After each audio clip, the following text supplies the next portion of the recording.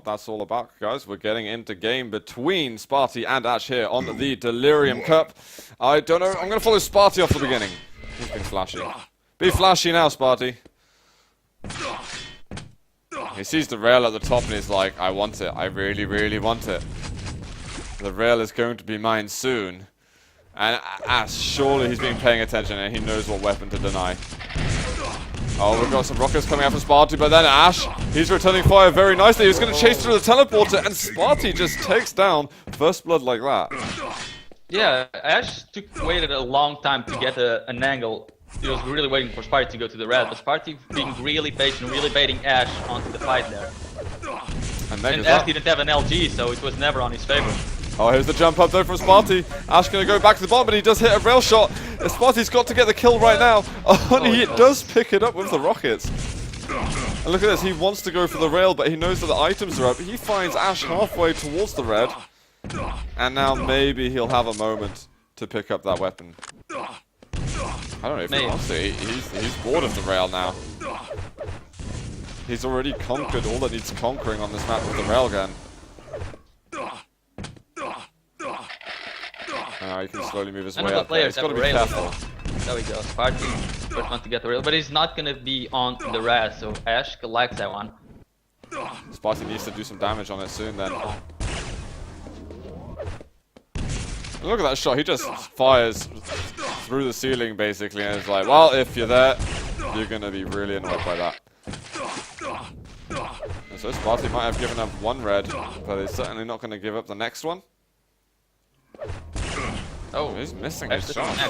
Spart1e hasn't hit a rail yet. It's been 2 minutes into the game. He only fired 4. So yeah, granted he only got the rail 30 seconds ago. Now we're actually seeing a game where both of the players know the angles inside out, so it's going to be really hard for one of them to start using the rail as a big advantage. Yeah.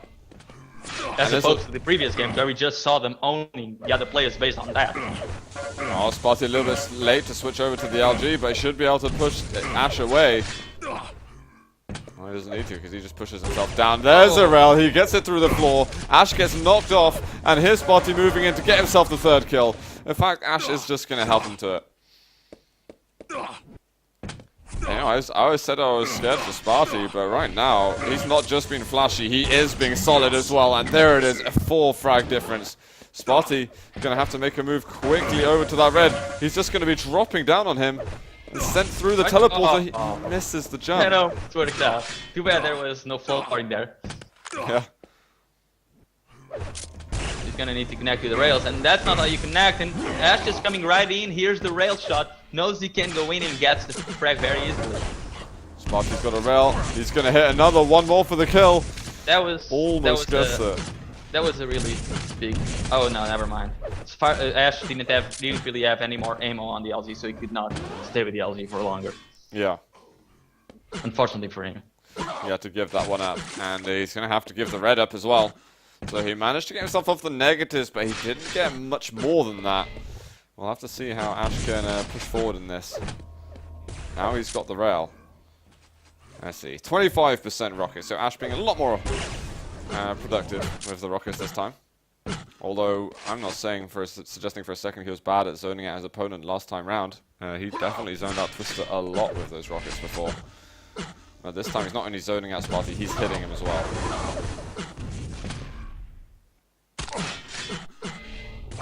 Oh, look at that.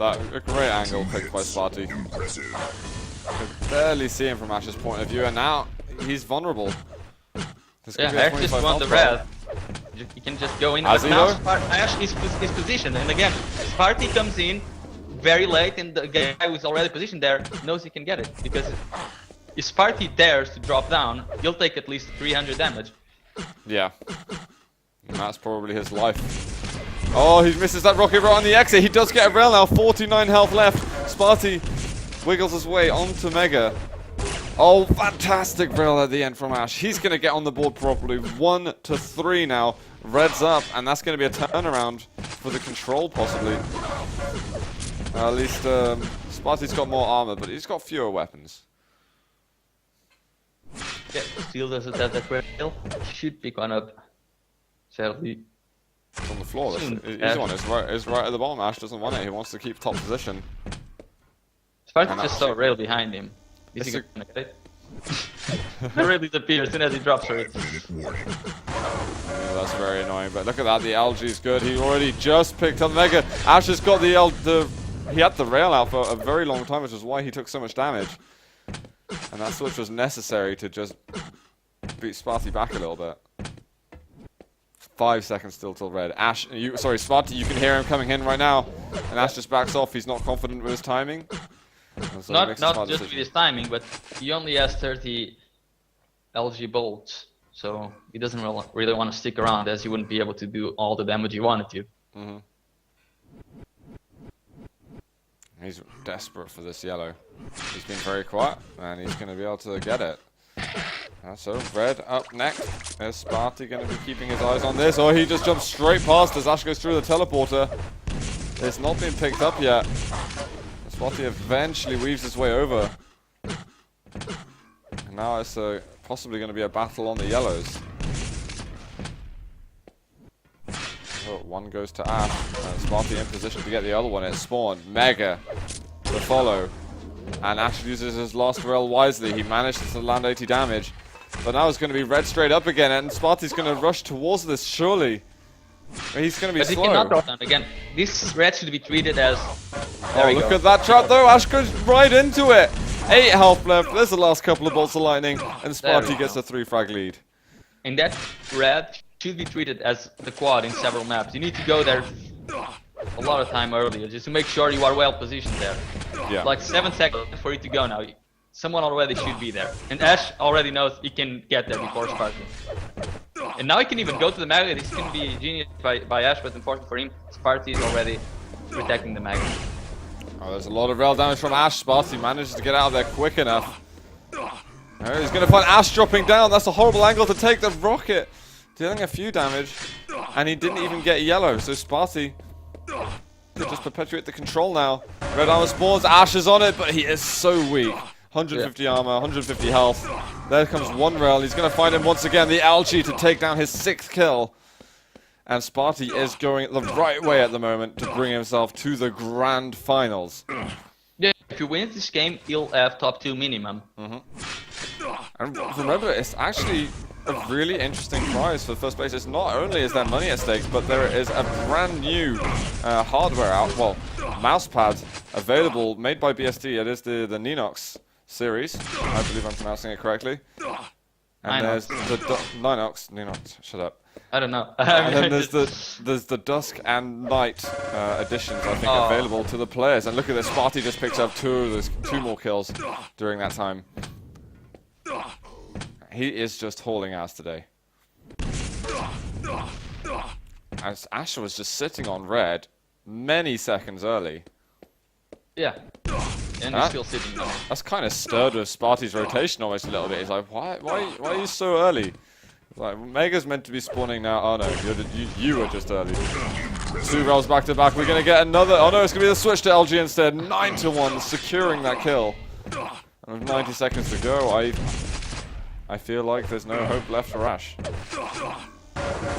Oh, nice drop down. Spart1e is so ready for that. Yeah, and Ash really wasn't ready for Spart1e to not give him an angle.